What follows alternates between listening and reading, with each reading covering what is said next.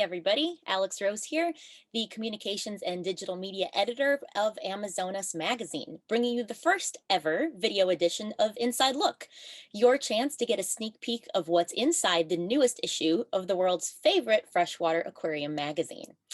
But before we dive into the pages of the current edition, here are some important housekeeping points I don't want to forget to mention. For those of you already subscribed to Amazonas, your print magazine is on its way. They started shipping out as of May 18th, so this exciting new content will be in your hands very soon. If you are not a subscriber yet and you decided to sign up today, your first issue of Amazonas would actually be the next one, not the current one with Polypterus on the cover. That being said, this current edition will be available on newsstands starting June 1st. Look for us on the rack at your local fish store or on the shelves at a Barnes & Noble near you.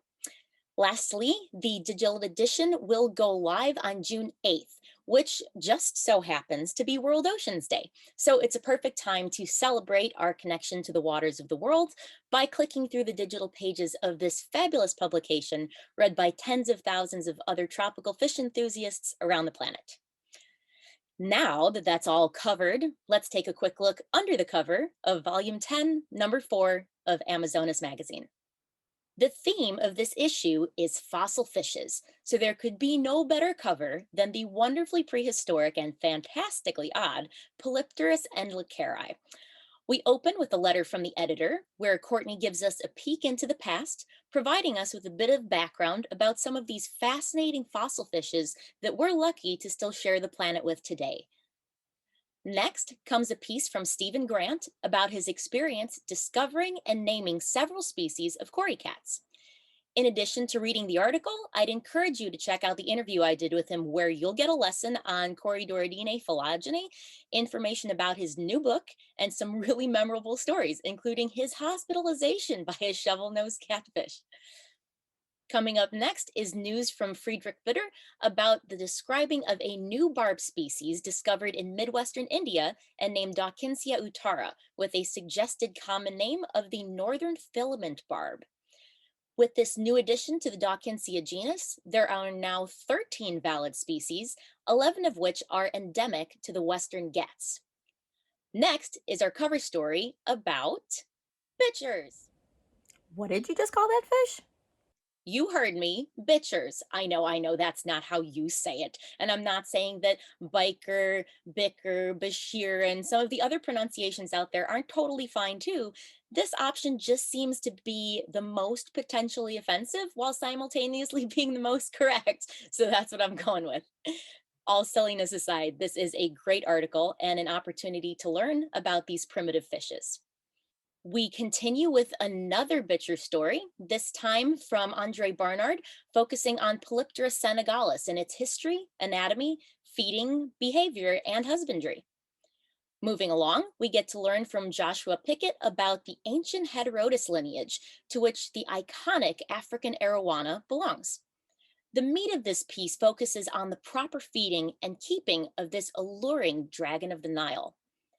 Next, we'll travel to Colombia on an exploratory trip with Wolfgang Staeck, where we'll visit 5 different remote areas in an effort to explore the natural habitats of popular freshwater aquarium species and collect information on their optimal maintenance. This one is going to make you want to hop on the next plane to South America and jump right in the water. I know it certainly did that for me. Next is a beautiful and contemplative piece by Steve Waldron on the art of aquascaping. He discusses the different phases he goes through while creating an inspired aquascape, and I honestly really enjoyed being able to experience his process this way. It's a great read. Then we've got a piece by Gregory Niedzielski that breaks down the 10 species that make up the Aphyosemion calliurum species group. And I'm not going to lie, this might be my favorite article in the issue. Not because all the others aren't fantastic, they definitely are, but I have a serious soft spot for killifish. And when you give me 7 full pages of everything Aphyosemion with pictures, that is a solid win for me.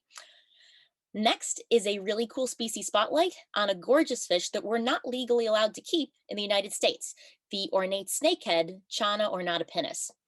Friedrich Bitter gives us a look at what it's like to keep and breed these aquatic beauties that hail from Myanmar.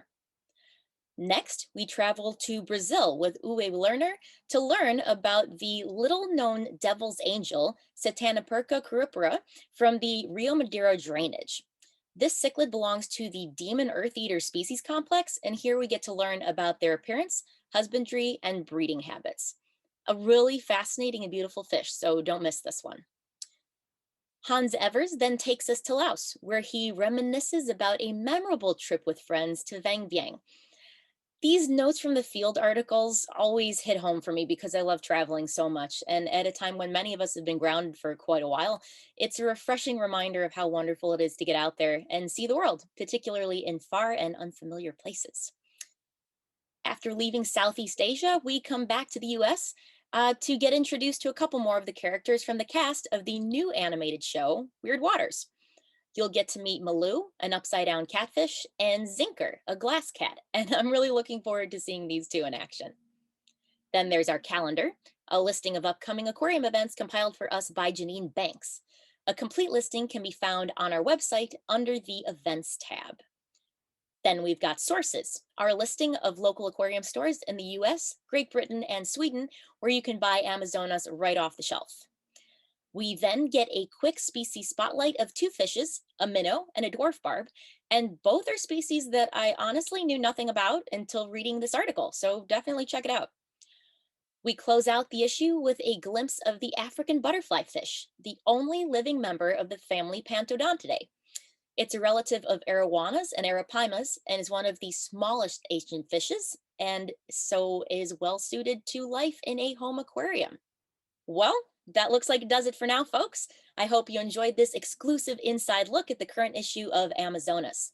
If you liked this video, please be sure to subscribe to our YouTube channel, and most importantly, subscribe to the magazine. Thanks for tuning in, and see you next time.